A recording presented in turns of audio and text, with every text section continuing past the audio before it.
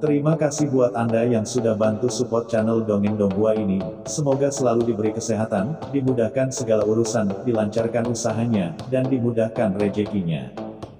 Bagi yang baru bergabung, jangan lupa bantu subscribe. Aktifkan tanda lonceng. Klik like, komen, dan share channel Mimin ke penjuru alam semesta. Oke, silahkan pasang headset dan siapin secangkir kopi. Mari kita kancutin ceritanya. Martial Master, Dongeng Donghua. Bab 5531. Pulau Bintang 71 Inti. Tapi harus dikatakan bahwa lelucon Kaisar Abadi langsung merilekskan suasana di lapangan. Yuhu raksasa menyipitkan matanya ke arah Pri Fanyin, dan berkata dengan tenang, "Fanyin, apakah kamu masih ingin bertarung?" Mata Pri Fanyin menjadi dingin, dan saat dia hendak berbicara, dia melihat Kaisar Abadi buru-buru meraih lengannya. "Pri Fanyin, kenapa kamu masih bertarung? Sekarang tuannya telah menghilang selama bertahun-tahun, apa gunanya kita terus bertarung di sini? Jadi bagaimana jika kamu bisa mengalahkan Suster Yuhu? Jianghu bukan hanya tentang bertarung dan membunuh, tapi juga tentang nikmat dunia." Karena itu, Kaisar Abadi meraih lengan Pri Fanyin dan berkata dengan tergesa-gesa. Dia takut pada Pri Fanyin. Jika dia terus bertarung, wanita itu akan tetap terluka. Dia masih tahu betul di dalam hatinya apa yang lebih serius. "Keke, jangan mati, aku tidak menyangka kamu dulunya hanya idiot, tapi kamu benar-benar tahu bagaimana menghadapi dunia." Yuhu raksasa tertawa lagi, dan gunung-gunung naik dan turun. Kaisar Abadi tersenyum datar dan berkata, "Hei, aku bodoh ketika aku masih muda. Sekarang setelah aku dewasa, aku harus bijaksana. Pri Fanyin, bagaimana menurutmu?" Kaisar Abadi buru-buru melihat ke arah Pri Fanyin. Mata Pri Fanyin dingin, dan seluruh tubuhnya menggigil, dia menatap Kaisar Abadi dengan dingin, dan mengangkat mata Phoenix-nya, "Bisakah kamu melepaskan tanganku sebelum berbicara?" "Ah!" Kaisar Abadi tertegun, dan buru-buru melepaskan lengan Pri Fanyin, "Aku tidak ingin menyentuhmu. Aku terlalu cemas sekarang. Tolong jangan salah paham." "Saya tidak salah paham." Pri Fanyin mengangkat alisnya karena marah dan menatap Kaisar Abadi dengan dingin. Setelah dia membuat keributan seperti itu, aura pembunuh di hati Pri Fanyin menjadi sangat lega. Yuhu raksasa berkata dengan tenang, "Pri Fanyin, apakah kamu masih ingin bertarung?" Pri Fanyin menatapnya dengan dingin, "Bahkan jika kita bertarung, apakah kamu lawanku?" Begitu dia selesai berbicara, Pri Fanyin bergoyang dan terbang langsung menuju laut bencana abadi di depannya. Mata Yuhu raksasa menjadi dingin, dan dia mengulurkan tangannya untuk menghentikannya. Pri Fanyin berkata dengan dingin, "Kenapa kamu ingin menghentikanku menemui Tai Yin Mingnu?" Saat itu, Tai Yin Mingnu akan dengan hormat memanggilku saudara perempuan ketika dia melihatku. Wajah Yuhu raksasa dingin dan dia menatap Pri Fanyin, tapi pada akhirnya, dia menurunkan tangannya. Tidak peduli apa, Pri Fanyin memang sosok yang paling disukai di sekitar permaisuri Ming Yue saat itu, tidak hanya dia. Nona Tai Yin Ming dan yang lainnya juga ingin melihat wajah Pri Fanyin saat itu, dan ada banyak sekali orang yang menunjukkan dukungan mereka padanya. Jika memang ada persahabatan antara Nyonya Tai Yin Ming dan Pri Fanyin ini, dia hanya akan mendapatkan lebih banyak daripada kerugian jika dia secara paksa memblokirnya. Bagaimanapun, Nona Tai Yin yang mengambil keputusan. Memikirkan hal ini, mata Yuhu raksasa perlahan menjadi tenang. "Hehe, bukankah itu bagus? Sangat bagus jika semua orang begitu harmonis." Kaisar Abadi tiba-tiba tertawa, lalu memandang Qin Chen dan Molly. "Kalian berdua cepat ikuti, jangan gegabah, ingat, ini dia Sea of Eternal Calamity, area yang sekarang dikuasai oleh Lady Tai Yin Ming, jika ada yang rusak. Aku tidak bisa melindungimu, apalagi kamu nak, ikuti saja." Kaisar Abadi menunjuk ke arah Molly, dan ketika dia memarahinya, dia dengan marah menghadapi Molly bahkan tanpa melihat ke arah Qin Chen. Setelah memarahinya, dia buru-buru mengikuti Pri Fanyin. "Molly, sial, siapa yang membuatku tersinggung? Kalian tidak berani memarahi Demon Qin, jadi kenapa kalian memarahiku saja?" "Rumput. Tentu saja, dia hanya merasa sedih, dan dia serta Qin Chen segera mengikuti Kaisar Abadi. "Tuan, apakah Anda membiarkan mereka masuk seperti ini?"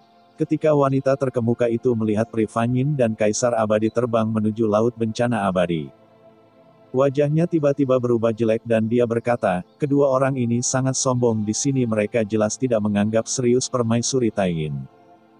Kalau dilihat dari sudut pandangnya, menurut saya, harus langsung. Lebih baik membunuh. Bentak.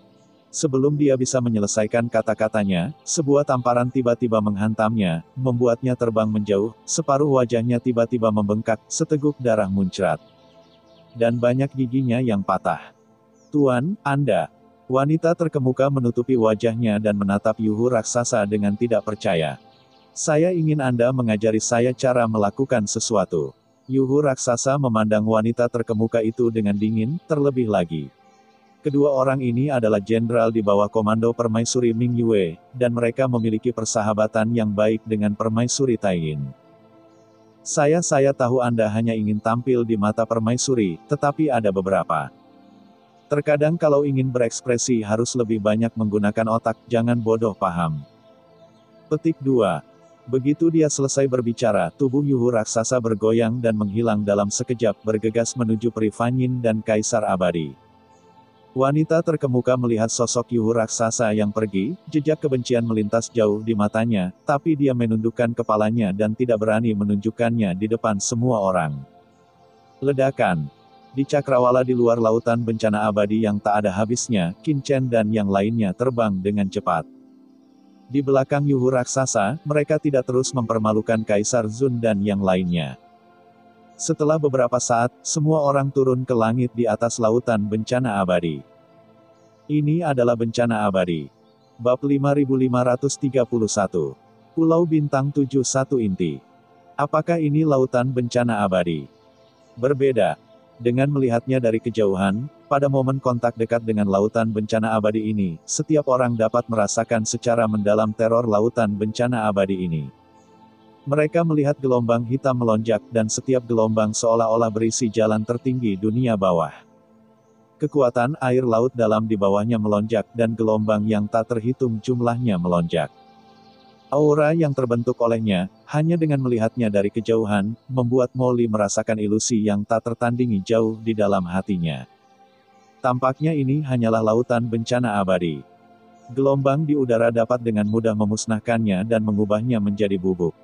Yuhu raksasa melirik ke arah Molly dan Qin Chen yang terkejut, dan sedikit rasa bangga tidak dapat membantu tetapi muncul di sudut mulutnya. Seorang pria yang belum pernah melihat dunia. Ayo pergi. Wosh! Yuhu raksasa memimpin beberapa orang dan mendarat langsung di sebuah pulau di pinggiran laut bencana abadi. Ini adalah puncak gunung yang terapung di laut bencana abadi. Sangat besar sekali. Bila Anda melihatnya lebih dekat, itu terlihat seperti kota terapung.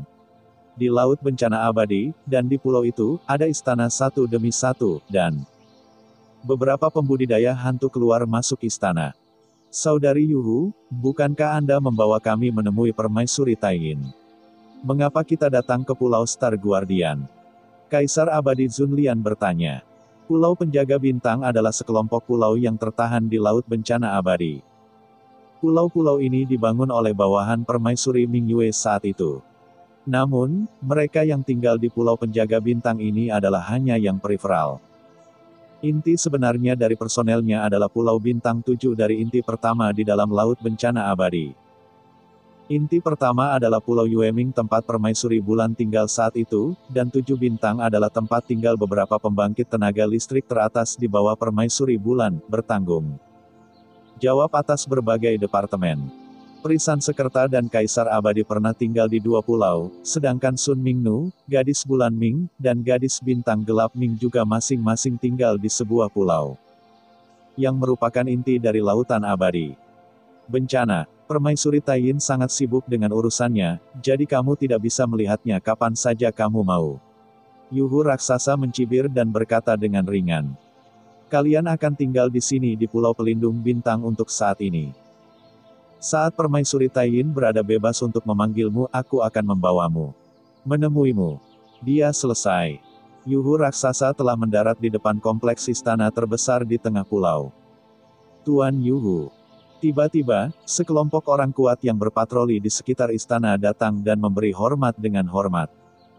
Baiklah, bawalah orang-orang ini dan tunggu panggilan permaisuri.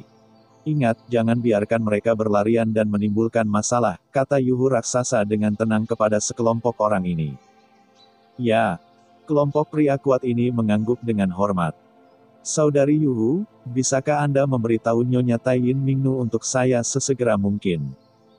Kami sudah bertahun-tahun tidak bertemu Anda, dan saya sangat merindukan Nyonya Taiyin Mingnu, kata Kaisar Abadi buru-buru.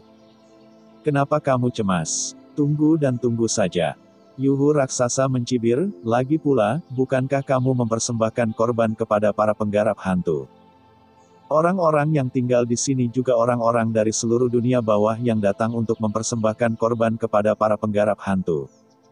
Tunggu permaisuri Taiyin bebas, jadi dia secara alami akan memanggilmu. Adapun kamu, Yuhu raksasa menatap Pri Fanyin lagi, dan berkata dengan dingin, Fanyin, kamu lebih tahu aturan lautan bencana abadi ini daripada siapapun di sini.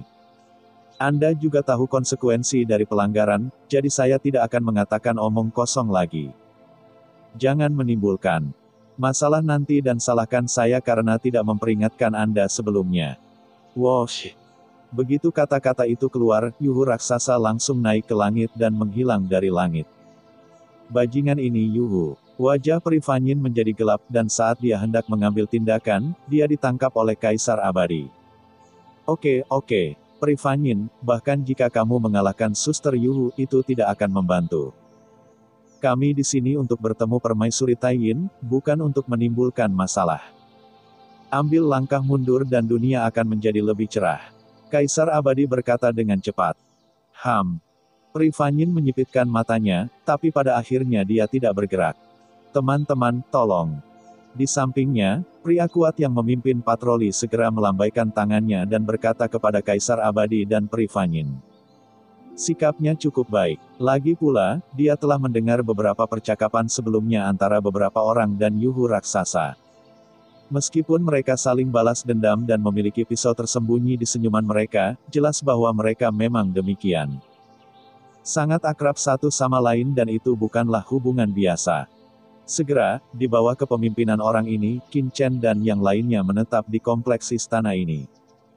Yang membuat Qin Chen dan yang lainnya tidak bisa berkata-kata adalah selama proses pemukiman kembali, mereka juga bertemu dengan pembudidaya hantu lain yang tinggal di sini. Melihat sekeliling, mereka semua tampak seperti pria cantik dari dunia bawah, baik berotot atau langsing. Ada pembudidaya hantu yang tampan. Dan beberapa adalah pembudidaya hantu dari berbagai kelompok etnis di dunia bawah. Misalnya hantu bulan laut, hantu gunung raksasa, bahkan Molly melihat kerangka hitam dengan garis emas membara di sekujur tubuhnya. Konon ia adalah anggota klan kerangka emas yang paling tampan dalam 100 juta terakhir. Tahun itu juga disajikan di sini untuk menunggu kalender lunar. Panggilan Hades. Terlebih lagi, ketika orang-orang ini melihat Molly dan yang lainnya masuk, mata mereka sedikit tidak ramah, rupanya.